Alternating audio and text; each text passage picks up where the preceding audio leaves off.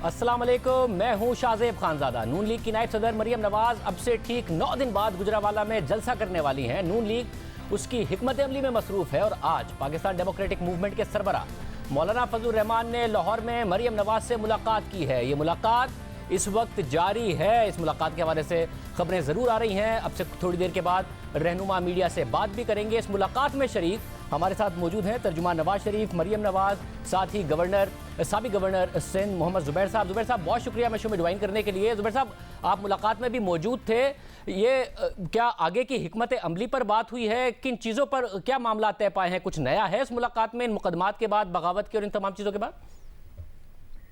जी बिल्कुल, आपको पता कि शाहजेब एपीसी 20 सितंबर को हुई थी और उसमें जो मियां नवाज शरीफ ने जो तकरीर की और एजेंडा सेट हुआ और मूवमेंट का ऐलान किया और रैलीज की सूरत में और जलसों की सूरत में और एक एग्रेसिव पोस्टर लेने की सूरत में, तो ये उसका कंटिन्यूएशन है। जाहिर सी बात है, ये कोई पहली या आखिरी मुलाकात नहीं है, और भी मुलाकातें होंगी जैसे जैसे वक्त गुजरेगा। और उसी सिलसिले में जो बहुत सी चीजें थी जो एग्री करनी थी, तय पानी थी, किसकी क्या रिस्पॉन्सिबिलिटीज है। आपको पता है पीटीएम का स्ट्रक्चर भी बन गया है। मौलाना फजलुर रहमान उसके सरबराह हैं, सेक्रेटरी जनरल शाहिद खाकान अब्बासी हैं। दूसरी कुछ पोजीशंस के लिए भी बातचीत मगर जुबैर साहब, जो अहम बात है वो ये कि मौलाना पहले ही नहीं चाहते थे कि इन असेंबलियों में आप लोग जाएं, फिर वो खुद भी चले गए। उसके बाद वो चाहते थे कि इस्तीफा दिया जाए, अब भी वो चाहते हैं कि इस्तीफा दिया जाए। क्या नून लीग इस्तीफे देगी अगर ये पीडीएम के प्लेटफॉर्म से ये बात तय पाती है? इस पर बात हुई है? जी, ये तो तय है कि इस्तीफे देगी, इसमें कोई शक व शुबा नहीं है। पीएमएलएन के पॉइंट ऑफ व्यू से मैं बात कर रहा हूं। अब हमारा मौक़िफ़ सिर्फ ये है कि टाइमिंग का, और टाइमिंग हम कह रहे हैं कि सिचुएशन के हवाले से जो तहरीक चलेगी और उस तहरीक को हम जैसे जैसे आगे लेके जाएंगे, हो सकता है जब तक लाहौर का जलसा हो या उससे पहले हम समझे कि अब ये लास्ट प्रेशर माउंट करना है हुकूमत पर, और उस वक्त इस्तीफे देना एक हमारे लिए बेहतरीन मौका होगा। तो पीएमएलएन की सिर्फ ये पोजीशन है कि हम इससे इनकार नहीं कर रहे कि इस्तीफा हम देने से हम घबरा रहे हैं। हम सिर्फ जाहिर सी बात हम कह रहे हैं इस हुकूमत को गिराना है। इस असेंबलीज की अब वो रह ही नहीं है हैसियत, तो उसमें फिर बैठने का भी कोई लॉजिक नहीं है। मगर लेकिन उसको एज अ प्रेशर, मगर आपका इत्तेहादी एक जो अहम है उनके पास हुकूमत है, आप तो नथिंग टू लूज वाली पोजीशन में है। अगर आप इस्तीफा भी देते हैं तो कोई हुकूमत आपकी नहीं जा रही है, सीटें आपकी जरूर चली जाएंगी। पीपल्स पार्टी के पास इस हुकूमत को गिराने के बाद अगर वो कुछ गेन करते हैं तो वो मैक्सिमम दोबारा सिंध की हुकूमत ही है। आप लोगों के पास गेन करने को पंजाब की हुकूमत, मरकज की हुकूमत मौजूद है। आपको पीपल्स पार्टी पर भी भरोसा है कि वो भी आपके साथ खड़े होंगे, सिंध हुकूमत से इस्तीफा दे देंगे? देखिए ना, पीपल्स पार्टी जो इस हुकूमत से उनको शदीद इख्तलाफ है, वो सिर्फ इस वजह से तो नहीं है कि जी हमें हुकूमत दोबारा कौन सी मिलेगी। इस वक्त तो एज अ मैक्रो लेवल जो इमरान खान की जो हुकूमत है, उनकी फैसिस्ट रजीम है, जिस तरह से वो मईशत को तबाह बर्बाद किया है, जो लोगों के मसाइल हैं, जिस तरह से वो अकाउंटेबिलिटी के नाम पर विच हंटिंग कर रहे हैं, नैब को इस्तेमाल कर रहे हैं, पकड़ धकड़ कर रहे हैं, केसेस बना रहे हैं। तो पीपल्स पार्टी ने भी उसी तरह से सफर किया जिस तरह से पाकिस्तान मुस्लिम लीग नवाज ने सफर किया। तो हुकूमत सिंध में होने से उनके तमाम तो मगर अगर अगर हासिल नहीं होते हैं। मगर जुबैर साहब, अगर उनका इन केसेस की वजह से सफर करना बंद हो जाए वो, तो आपके साथ जो अपोजिशन का सफर है वो खत्म नहीं हो जाएगा? आप शाहजेब ये तो नहीं कह सकते कि एकदम से मईशत भी जबरदस्त होनी शुरू हो जाएगी, लोगों को नौकरियां भी मिलनी शुरू हो जाएंगी, महंगाई भी कम होनी शुरू हो जाएगी, गुर्बत भी कम होनी शुरू हो जाएगी। सो ये तो कॉमन एजेंडा है ना, मिनिमम कॉमन एजेंडा क्यों बना है? एक तो ये 2018 के इलेक्शन में जो भी तबाह कुन रिगिंग हुई और उससे पहले के जो वाकयात थे, एक तो वो है। उसके बाद जो 2 साल में अकाउंटेबिलिटी के नाम पर, फॉरेन पॉलिसी के हवाले से, मईशत के हवाले से हर चीज तबाह बर्बाद हो रही है। सो एक हमारे पास एक बड़ा सिंपल सा एक क्वेश्चन है कि क्या अगले 3 साल हम इसको बर्दाश्त करते रहें? पीपल्स पार्टी का भी यही पॉइंट ऑफ व्यू है, पीएमएलएन का भी पॉइंट ऑफ व्यू यही है। बिल्कुल आपकी बात सही है कि हर एक के इंटरेस्ट कुछ ना कुछ डिफरेंट हो सकते हैं। उनके पास सिंध की हुकूमत है, इट्स एन इम्पोर्टेंट एस्पेक्ट कि जी वो उसको क्या जाने देंगे, बर्दाश्त करेंगे। लेकिन उसके अगेंस्ट जो रिस्क है इस मुल्क के लिए, मईशत के हवाले से, अवाम के लिए, तो उनकी वो भी तो रिस्पॉन्सिबिलिटी बनती है। हमारे पास अवाम आके हमारा गिरबान पकड़ के ये पूछते हैं कि आप कब कुछ करेंगे। मगर जुबैर तो साहब, हम सिर्फ खाली अवाम के जो नुमाइंदे आप लोगों के साथ हैं, उसमें से चंद एमपीएस तो जाहिर है उस्मान बुज़दार साहब के साथ भी मिले हैं, फिर नवाज शरीफ साहब की तकरीर के बाद भी चंद ने उससे इख्तिलाफ किया। इस्तीफे, अपनी कॉन्स्टिट्यूंसी छोड़ना, जो कि हर एक बड़ा खर्चा भी करता है, मेहनत भी करता है जीतने के लिए। इमरान खान साहब की चंद सीटें थी 32-35, उसमें से भी बहुत सारे एमएनएस नहीं मान रहे थे इस्तीफा देने के लिए, और रेजिस्टेंस थी पार्टी के अंदर। कुछ ने बाद में दिया भी नहीं जब इमरान खान साहब ने। तो आपके इतने सारे लोग हैं, एमपीएस हैं, एमएनएस हैं, वो पार्टी के अंदर इख्तिलाफ नहीं सामने आ जाएगा जो आपकी पार्टी को कमजोर भी कर सकता है जब लोग इनकार करेंगे इस्तीफा देने से? देखिए शाहजेब, ये जो प्रेशर शुरू हुआ है ना, ये नीचे से वर्कर्स की सतह पर प्रेशर शुरू हुआ है, अवाम की सतह पर प्रेशर शुरू हुआ है। वो ऊपर की तरफ आता है, चाहे वो एमपीए के लेवल पर आए, एमएनए के लेवल पर आए और टॉप लीडरशिप के लेवल पर आए कि जी आप कर क्या रहे हैं। तो जो 2013-2014 का धरना था और उसमें जो उन्होंने इस्तीफे भी दिए थे, उससे आज पोजीशन बिल्कुल मुख्तलिफ है। आपको और मुझे तो नहीं याद है कि 2014 के धरने में इमरान खान और पीटीआई के सपोर्टर्स के लिए मईशत इतना बड़ा मसला था, धांधली इतना बड़ा मसला था। चाहे जो मर्जी वो कह रहे, उनकी 29 सीटें थी, हमारी 186 सीटें थी। यहाँ नेक एंड नेक हम बात कर रहे हैं, बावजूद इसके तमाम रिगिंग के। तो जब अवाम का जो दबाव है, और वो जो आपने कहा उस्मान बुज़दार से मिले, उससे कोई फर्क नहीं पड़ता। जो अवाम अगर जिसके साथ खड़े हुए, और बिल्कुल दो टोक फैसला किया था सीडब्ल्यूसी की मीटिंग में कि इनको निकाला जाए, इस वजह से निकाला जाए कि अवाम हमारे साथ है। अगर हमें कोई थोड़ा सा भी डर खौफ हो कि अवाम किस तरफ होंगे, तो हम एमपीएस को क्यों निकालने की कोशिश करेंगे। So we wanted to send a very clear message. इसके साथ साथ क्या ये भी तय हुआ है कि मरियम नवाज ही ने ये टास्क दिया है मुख्तलिफ एमएनएज और एमपीएस को कि एक फोर्स बनाई जाए हर हलके से, और बहुत सारे 200-250 कारकुनों की अगर रहनुमा गिरफ्तार होते हैं तो उस सूरत में वो एक्टिव होंगे और पार्टी किस तरीके से उस मामले पर रिएक्ट करेगी। गुजरावाला में भी आपकी कॉर्नर मीटिंग पर मीडिया पर खबर चली है कि पुलिस ने छापा मारा है, बगैर इजाजत की वो कॉर्नर मीटिंग थी, तो उसको सामान वगैरह भी कब्जे में ले लिया है। तो क्या ये भी है कि आप लोग एक फोर्स भी बना रहे हैं? देखिए, वो फोर्स उसको कहना मेरा ख्याल गलत तासुर होगा। एक आप वर्कर्स को, एक्टिव वर्कर्स की एक फहरिस्त तैयार करना और उनको असाइन करना रिस्पॉन्सिबिलिटीज, खासतौर पर जलसों में प्रोटेक्ट करने के हवाले से, आप यही हुकूमत की दहशतगर्दी के हवाले से, तो ये एक बड़ा इंपॉर्टेंट है। जाहिर सी बात है, हम बात कर रहे हैं पूरे पंजाब की बात कर रहे हैं, और फिर आप सिंध और बलोचिस्तान केपी की बात कर रहे हैं। तो अगर आपने हर एमपीए को अगर ये दिया जाए रिस्पॉन्सिबिलिटी कि उन्होंने 200-300 वर्कर्स आइडेंटिफाई करने जो 24/7 अवेलेबल भी हों, काम करने के लिए भी निकल सकें, जलसे जुलूस में भी हेल्प करें, लोगों की रहनुमाई भी करें, तो ये तो मेरा ख्याल है एक बड़ा एक। बट उसमें मैं एक सिर्फ शाहजेब बता दूं, आपको क्लैरिफाई कर दूं, अभी उस पर कोई फाइनल फैसला नहीं हुआ। सो कबल अस वक्त है उस पर एक तबसरा करना उस हवाले से। मुझे साथ में बताइएगा कि जब मौलाना साथ होंगे तो एक कंसर्न है बहुत बड़ा, और आप क्योंकि उस बात के विक्टिम हैं और पाकिस्तान उस बात का विक्टिम है, पाकिस्तान आगे नहीं बढ़ा मजहब का इस्तेमाल सियासत में और सियासी नफरत फैलाने के लिए जो आपके खिलाफ हुआ, साथ में गद्दारी कार्ड का इस्तेमाल जो आपके खिलाफ अभी भी हो रहा है, बगावत का इस्तेमाल। मौलाना अगर मजहब का इस्तेमाल करते हैं, आप लोगों की कुछ लाइंस आपने ड्रॉ की हैं कि इस चीज़ को हम नहीं सपोर्ट करेंगे। अगर मौलाना आपके साथ स्टेज शेयर करते हैं, वो तो खैर प्रेसिडेंट हैं इस इत्तेहाद के, सरबराह हैं, लेकिन गद्दारी का मौलाना से क्या ताल्लुक है? मेरा ख्याल है मजहब कार्ड का कह रहा हूँ, मजहब कार्ड का कह रहा हूँ, मजहब कार्ड का। लेकिन आपने साथ में गद्दारी भी कर दी। मैंने दो कार्ड कहे कि आप ये दोनों कार्ड नहीं इस्तेमाल करेंगे। दूसरा कार्ड क्योंकि मौलाना से ज्यादा इम्कान है इस बात का, तो ये बातें आपकी लाइंस ड्रॉन है कि आप नहीं करेंगे। ये हमारा बड़ा क्लियर मौकिफ है, और मौलाना के साथ भी बड़ा क्लियर मौकिफ है कि पाकिस्तान का एक आइन है, वो उसमें इस्लाम के हवाले से बड़ा क्लियर कट फंडामेंटल्स डिफाइंड हैं। वो हमारी बुनियाद है, आइन की बुनियाद है, और हम आइन की हुक्मरानी की तो जंग लड़ रहे हैं। सो हम उसमें से वो पार्ट कैसे निकाल के कह सकते हैं कि जी इस पर बात नहीं होगी। सो जो 2 या 3 फेडरल स्ट्रक्चर जो है, पार्लियामेंट्री सिस्टम जो है, या इस्लाम की जो इस्लाम का इस्तेमाल करके सियासी नफरत अंगेजी फैलाना, मैं फिर कह रहा हूं आप विक्टिम रहे हैं इसके, और आपको पता है कि मुल्क भी पीछे गया, कोई फायदा नहीं होता इन चीजों का। मेरा ख्याल है वो तो अगर आप 2017-2018 में जाके देखें तो उसको पीटीआई, पता नहीं उसको आप कौन सी पार्टी कहेंगे, लिबरल कहेंगे, कंजर्वेटिव पार्टी कहेंगे, अभी तक तो हमें ये नहीं समझ आई है। उन्होंने सबसे ज्यादा इस्तेमाल किया था जो फैजाबाद धरना हुआ था, आपको पता है कि उसको उन्होंने किस तरह से इस्तेमाल किया था हमें टारगेट करने के लिए, और फिजिकल वायलेंस उसकी वजह से हुआ है। एहसन इकबाल साहब पर हमला हुआ, तो हम बिल्कुल इसके मुखालिफ हैं कि Islam as a card to misuse and target our political opposition which is PTI, मेरा ख्याल है बिल्कुल भी नहीं होना चाहिए। और हम उसमें आप देखेंगे कि वो बिल्कुल सेंट्रल फोकल पॉइंट नहीं होगा।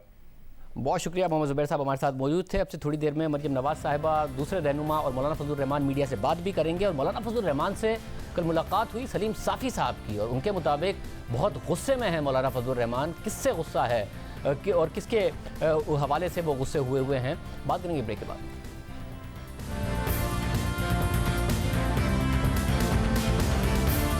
मौलाना फजलुर रहमान अपोजिशन के इत्तेहाद की सरबराही कर रहे हैं। कल सलीम साफ़ी साहब की मुलाकात हुई और उनके मुताबिक मौलाना बहुत गुस्से में है। किससे गुस्से में है, इत्तेहादियों से या किसी और बात पर? साफ़ी साहब बहुत शुक्रिया। साफ़ी साहब की तफसील से बात हुई है। मौलाना का प्लान क्या है? पिछला धरना उन्होंने दिया, आखिर में अकेले रह गए और फिर नाकाम भी हो गए, कुछ हुकूमत का नहीं बिगाड़ पाए। इस दफ़ा क्या प्लान है, क्या सोच रहे हैं मौलाना? गुस्से में वो इसलिए हैं कि वो ये समझते हैं कि 2013 के इलेक्शन में भी उनके साथ धोखा हुआ और 2018 के इलेक्शन में भी बकौल मौलाना के उनका हिस्सा जो था वो उनसे छीन के, जो उनके सबसे बड़े मुखालिफ और नक़ाद और हैं सियासी हरीफ हैं, उनको दे दिया गया। और अब उनके गुस्से में ये चीज़ ऐड हो गई है कि वो ये समझते हैं कि पिछले धरने के मौका पर भी उनके साथ धोखा किया गया और जो वादे वईद उनके साथ किए गए थे बकौल उनके, तो उनको पूरा नहीं किया गया। साहब मगर जो उनके अपोजिशन के इत्तेहादी हैं उनसे गुस्सा हो कि उन्होंने जो वादे वईद किए थे उस तरीके से शिरकत नहीं की, आखिर में उनको अकेला छोड़ दिया। नून लीग से गुस्से नहीं है वो, पीपल्स पार्टी से गुस्से नहीं है वो कि उन्होंने क्या किया था और अब उनको एतमाद इन इत्तेहादियों पर? नहीं, वो तो मौलाना इन दोनों के रवैये से भी पिछले सालों में मायूस थे और वक्तन फ़वक्तन उसका इजहार भी करते रहे। और एपीसी में भी इसलिए उन्होंने ये पहले मुतालबा रखा कि सब लोग जो है वो तहरीरी मुआहदा कर ले कि फिर ना कोई बातचीत करेगा ना ख़ुद राब्ते करेगा। अलबत्ता ये एक रियायत वो उनको देते हैं कि उस वक़्त मौलाना साहब ने प्रोग्राम भी अपने तई बनाया हुआ था और धरने का प्रोग्राम तश्कील देते वक्त उन्होंने अपोजिशन जमातों से या खुसूसन पीपल्स पार्टी और नून लीग से मशवरा नहीं किया था। और उस वक़्त वो ये थे भी कि अगर मेरे प्रेशर को मुस्लिम लीग नून या पीपल्स पार्टी अपने फ़ायदे में इस्तेमाल करती है तो उसने कहा कि ठीक है, खुशी से कर लें। लेकिन उनके रवैये से वो पिछले सालों में नालात हैं, क्योंकि मौलाना का पहले दिन से ये मुतालबा था कि हमें असम्बलियों में नहीं बैठना चाहिए और पहले दिन से वो एग्रेसिव स्टांस लेके सड़कों पे भी निकलना चाह रहे थे। लेकिन ज़ाहिर बात है ना उसके लिए पीपल्स पार्टी तैयार थी, ना मुस्लिम लीग नून तैयार थी। फिर इसी तरह कानून साजी के जो आर्मी चीफ के एक्सटेंशन की कानून साजी थी या FATF के, उसमें मुस्लिम लीग नून और पीपल्स पार्टी के ताउन पे भी वो नाराज़ हो जाते थे और भी। लेकिन अब वो ये समझते हैं, एक तो अब मुस्लिम लीग नून की क़यादत के रवैये से वो मुतमईन है और वो उन पे एतमाद करने को तैयार है। और बाकी तो ज़ाहिर बात है कि पीपल्स पार्टी भी अब ये तासुर दे रही है, लेकिन मौलाना इस चीज़ पे मुतमईन है कि जिस दस्तावेज़ पे तमाम लोगों के दस्तखत हो गए हैं, तो अब अगर कोई चाहे भी तो वो इससे निकल नहीं सकेगा। और जो पॉलिटिकल पार्टी निकलेगी इससे या इससे इन्हिराफ करेगी तो वो अपनी सियासी मौत के परवाने पे दस्तखत करेगी।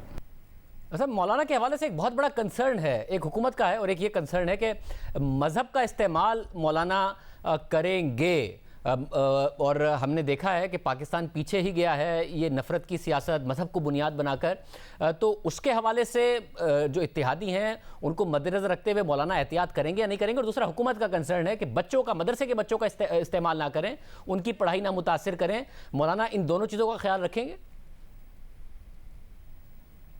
नहीं, ये तो खैर पिछले धरने में भी फिर सब लोगों ने देखा, उस वक़्त भी हुकूमत ये कह रही थी कि मदरसों के बच्चों को वो इस्तेमाल करेंगे।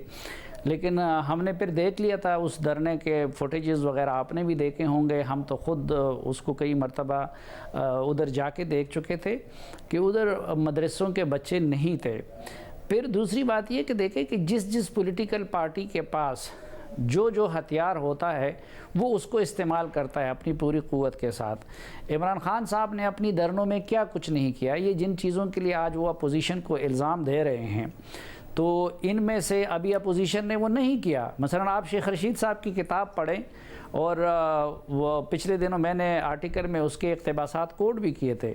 उसमें वो कहते हैं कि टीवी पर हमले का फ़ैसला इमरान खान साहब और कादरी साहब और हमने मिल के किया था। फिर आप देखें कि सुप्रीम कोर्ट पे किस तरीके से कपड़े लहराए गए, पार्लियामेंट पे हमले की कोशिश की गई। सिविल नाफरमानी से बड़ी बगावत तो कोई हो नहीं सकती पाकिस्तान में। उन्होंने बिजली के बिल जलाए, तो ज़ाहिरी बात है कि फिर उनका जो हल्का था वो ख़वातीन का था या यूथ का था, उन्होंने उसको इस्तेमाल किया।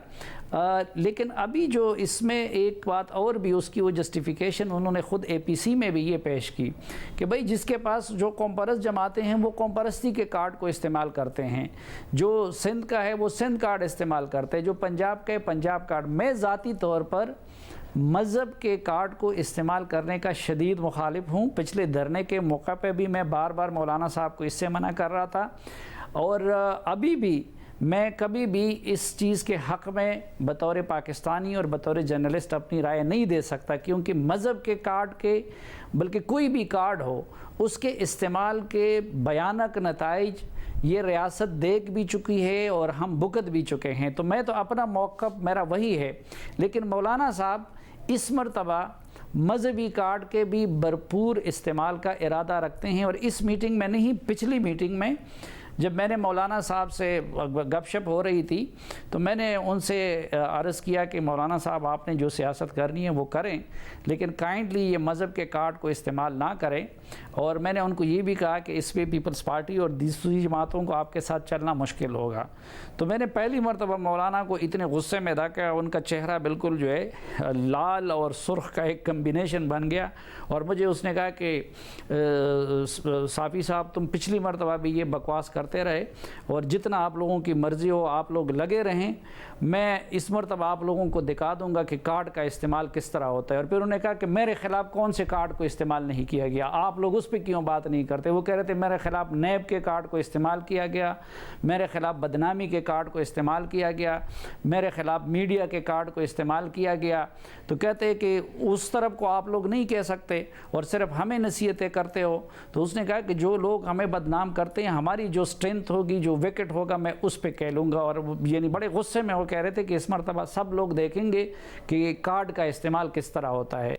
मतलब हम उम्मीद करते हैं कि पीपल्स पार्टी और नून लीग ऐसा करने से रोकेंगे मौलाना को, और ये ज़ाहिर मुल्क का नुकसान है, सियासत का नुकसान है, जमहूरियत का नुकसान है, मज़हब का नुकसान है अगर ये बात होती है। आखिर में ये बताइएगा कि मौलाना पिछली दफ़ा आए और जो उनसे वादे किए गए, अगर उन्होंने मुज़ाकरात किए वो पूरे नहीं हुए, आप कह रहे हैं वो गुस्से में हैं, तो इस दफ़ा भी अगर हुकूमत गिरा नहीं पाएंगे, जो कि मुश्किल लगता है कि गिरा पाएँ, तो फिर मुज़ाकरात नहीं करेंगे तो वे आउट कैसे निकालेंगे, कैसे क्या होगा फिर? नहीं है तो इस मरतबा वो ये कह रहे हैं कि ज़ाहिरी बात है पिछली मरतबा मौलाना अकेले थे, फिर भी मौलाना ने जो मुज़ाकरात किए या उनसे हुए, तो वो जो कुछ वज़रा कहते थे कि उनका 1-to-1 मुलाकात हुई है, तो वो ख़बर झूठ थी। मौलाना ने उस वक़्त भी किसी भी कोई भी मुलाकात तन्हा नहीं की थी, उनकी टीम उनके साथ होती थी। हैदरी साहब उनके साथ होते थे, अकरम दुरानी साहब उनके साथ होते थे, बाज़ नशिस्तों में तलहा महमूद साहब भी उनके साथ होते थे। लेकिन अब मौलाना कह रहे हैं कि अब तो चूँकि हम एक अलायंस में आ गए हैं और न मैं तन्हा मुज़ाकरात कर सकता हूँ, न किसी और पार्टी को तन्हा मुज़ाकरात का हक़ है, तो वो कह रहे हैं कि अब जो कुछ भी होगा तो वो तमाम अपोजिशन के साथ मिल के होगा, इंडिविजुअली न वो करेंगे न किसी और पार्टी को ये इजाज़त दी जाएगी। बहुत शुक्रिया साफ़ी साहब की राय आपने सुनी। प्रोग्राम में एक ब्रेक शामिल करते हैं और आम खबर पर बात करेंगे इस ब्रेक के बाद।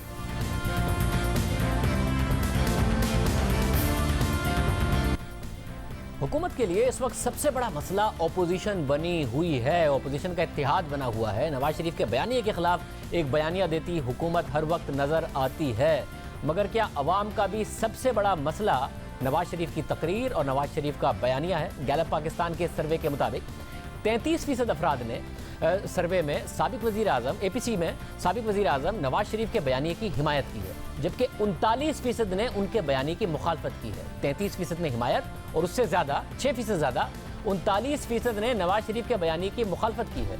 मगर इसी सर्वे में नवाज शरीफ के वज़ीर-ए-आज़म इमरान खान पर मुल्क की मईशत को नुकसान पहुंचाने के इल्ज़ाम को 47% अफराद की तायद मिली है, जबकि 41% ने नवाज शरीफ के इल्ज़ाम को गलत करार दिया। यानी नवाज शरीफ के मईशत के हवाले से बयान को अवाम की तायद इस सर्वे के मुताबिक ज़्यादा मिली है। इसका मतलब है कि अवाम की अक्सरियत मौजूदा हुकूमत की मुआशी पॉलिसियों से खुश नहीं है। अवाम के लिए गवर्नेंस, महंगाई और मईशत ज़्यादा बड़ा मसला है।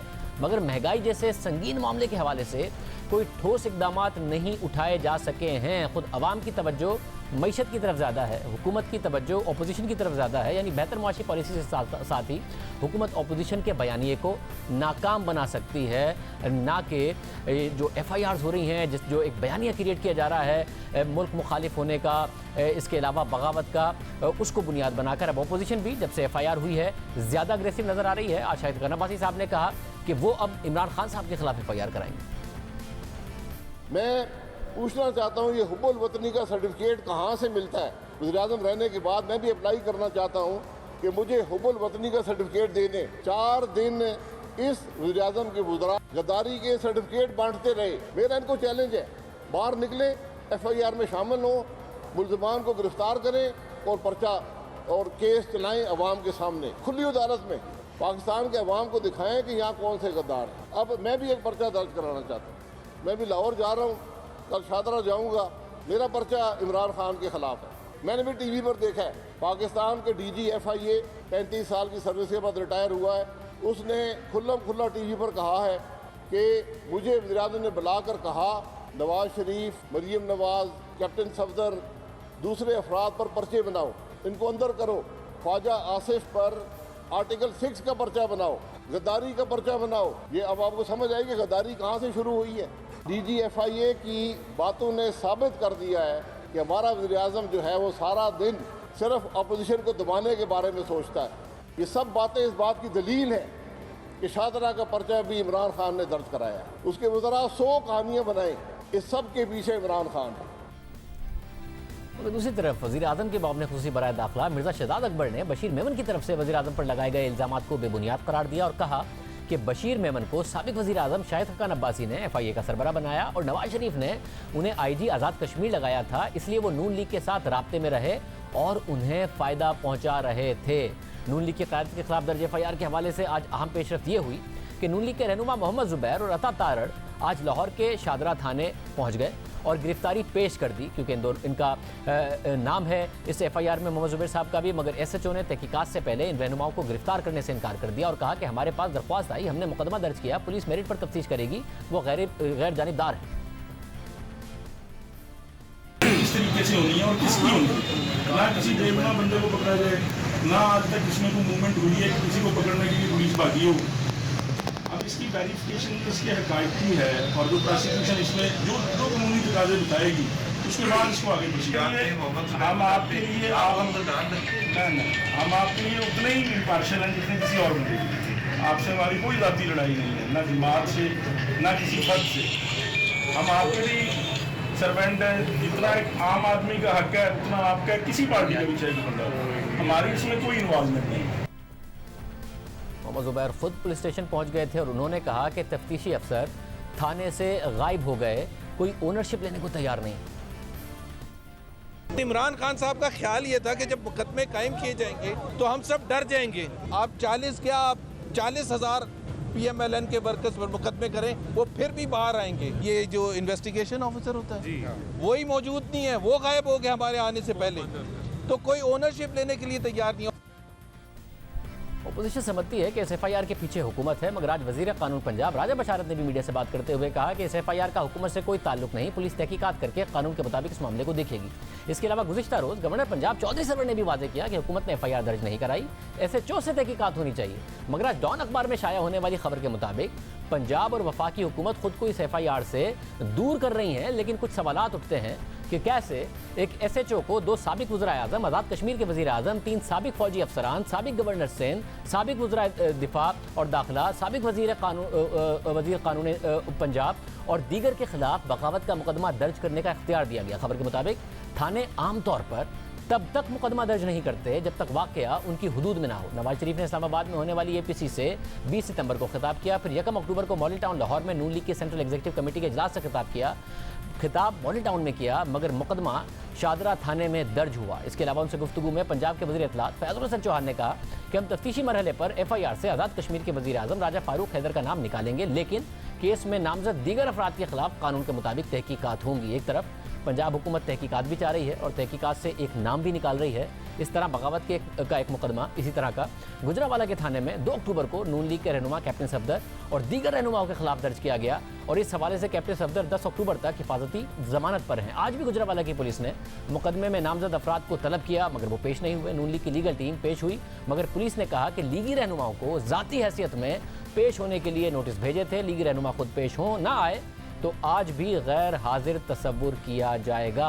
अब मुकदमात कायम हो रहे हैं और हुकूमत ने इशारा दिया है कि गिरफ्तारियां भी हो सकती हैं। आज पंजाब काबीना की सब कमेटी का अमन-ओ-अमान पर इजलास हुआ, जिसमें अपोजिशन जमातों से मुतालिक अहम फैसले किए गए। अपोजिशन की सरगर्मियों से मुतालिक स्पेशल ब्रांच को खुसूसी टास्क सौंपा गया, जो खबरें सामने आई, और उन्हें अपोजिशन जमातों के सरगर्म कारकुनों की फहरिस्तें तैयार करने का भी हुक्म दिया गया है और मुकदमात का सामना करने वाली अपोजिशन जमातों के रहनुमाओं और कारकुनों की रिपोर्ट भी तलब की गई है। ये पूरी की पूरी सूरत हाल इस वक्त बन रही है। प्रोग्राम में एक ब्रेक शामिल करते हैं और आपको बात करें।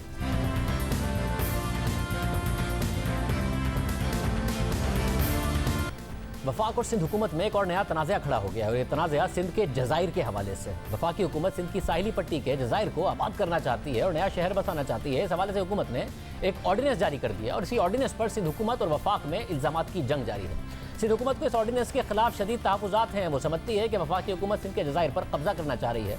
5 अक्टूबर को बिलावल भुट्टो ज़रदारी ने ट्वीट में सदारती ऑर्डिनेंस पर रद्द-ए-अमल देते हुए कहा था कि पीपल्स पार्टी PTI हुकूमत की जानिब से सदारती ऑर्डिनेंस के जरिए सिंध के जजीरों के गैर कानूनी तौर पर इल्हाक की मुखालफत करेगी। उन्होंने मज़ीद कहा कि मैं पूछता हूँ कि सिंध के जज़ाइर के इल्हाक मकबूजा कश्मीर में मोदी के इक़दामात से किस तरह मुख्तलिफ है। बहुत सख्त बात बिलावल भुट्टो ज़रदारी की तरफ से की गई। कौमी असम्बली, सूबाई असम्बली और सेनेट में इस इक़दाम की मुखालफत करेंगे, ये भी उन्होंने कहा। जवाब में वफाकी वज़ीर अली ज़ैदी ने 6 जुलाई को जारी होने वाला वो ख़त सामने कर दिया, वो ले आए, जो सेक्रेटरी लैंड यूटिलाइजेशन सिंध की तरफ से कैबिनेट डिवीज़न को लिखा गया था और इस खत के मतन के मुताबिक वफाकी हुकूमत की दरख्वास्त पर अवामी मफाद के लिए जजीरे की हवालगी कर रहे हैं। जजीरे पर तामीरात में मकामी अफराद और माहिगीरों के मफाद का तहफ़्फ़ुज़ किया जाएगा। खुद सिंध हुकूमत की तरफ से खत लिखा गया।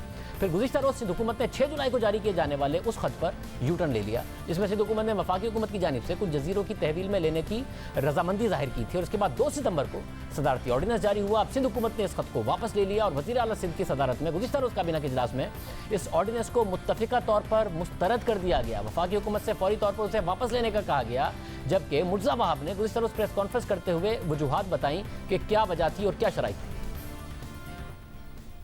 जो कॉरेस्पॉन्डेंस वफाकी हुकूमत से की गई थी वो वफाकी हुकूमत की रिक्वेस्ट थी।